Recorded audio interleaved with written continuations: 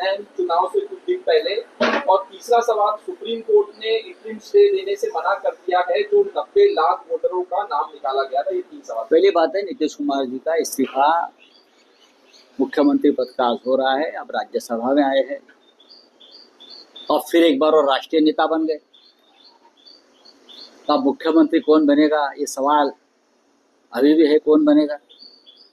इतने दिन हो गए, अब तक मुख्यमंत्री का चयन नहीं हो पा रहा है। लेकिन जरूर हम दिल्ली में नीतीश कुमार जी का स्वागत करेंगे, राज्यसभा में बैठेंगे हमारे साथ, मार्गदर्शन के तौर पर उनके तरफ हम देखेंगे। बड़े नेता है, अनुभवी नेता है, जैसे कि अब वहाँ बहुत सीनियर नेता आए हैं कि देवे गौड़ा जी पहले से है, शरद पवार जी है, अब नीतीश कुमार साहब भी आए हैं। अच्छी बात है, स्वागत करेंगे। सर, आईपैक का आईपैक का जो है, आपको मालूम होगा कि ईडी ने जिस प्रकार की कार्रवाई की है वो अच्छे मन से नहीं की।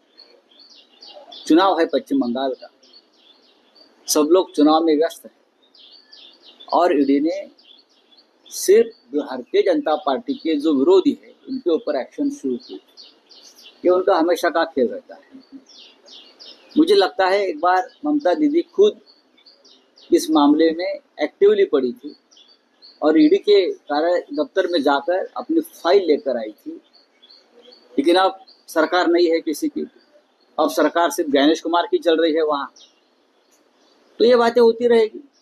आप कुछ भी करिए, पश्चिम बंगाल में जीतेगी तो ममता दीदी। सुप्रीम कोर्ट ने सर इंटरिम स्टे देने से अभी देखिए, इंटरिम स्टे क्यों देगी? बीजेपी की एक्सटेंडेड ब्रांच है, जो बीजेपी को चाहिए वही करेंगे ना, वही करेंगे। लेकिन वोटर्स के बारे में ये भी कहा कि जो भारत में जन्मे हैं उनको वोट देने का अधिकार, इस तरह से एक बयान भी दिया सुप्रीम कोर्ट में। तो अधिकार दीजिए ना, आप सुप्रीम कोर्ट है, आप पूरे चुनाव प्रक्रिया को स्टे देना चाहिए।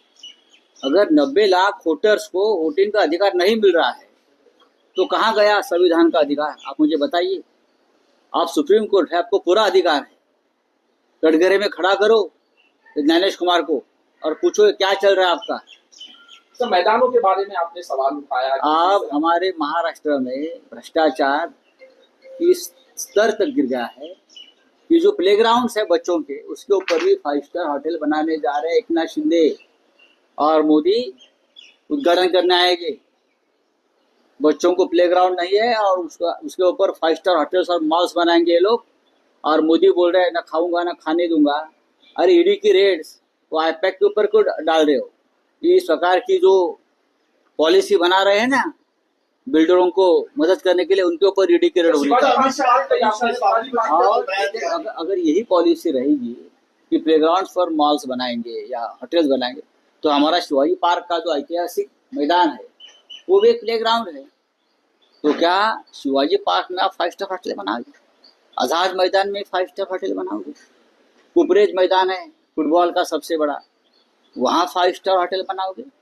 कामगार मैदान है वहाँ भी बनाओगे? आप बताइए कहाँ बनाओगे 5 स्टार होटल आप? सर, आपने पत्र लिखा है मुख्यमंत्री को, जो जिस तरह से खदान विदर्भ में जो खदान मालिक है, जिस तरह से उनका काम चल रहा है पर्यावरण का सत्यानाश करने का, लोगों का पीने का पानी खत्म करने का, मैंने सीएम साहब को लिखा है। या आपको चंदा देते हैं, वो जो लॉयड स्टील है वो बीजेपी को सबसे बड़ा चंदा देने वाली है। तो नक्सलवाद पे तो नक्सलवाद आपने इसलिए खत्म किया कि ये जो खदान मालक है, हाँ, उनको ये सब काम करने के लिए मौका मिले। एक गोरेगाव से एक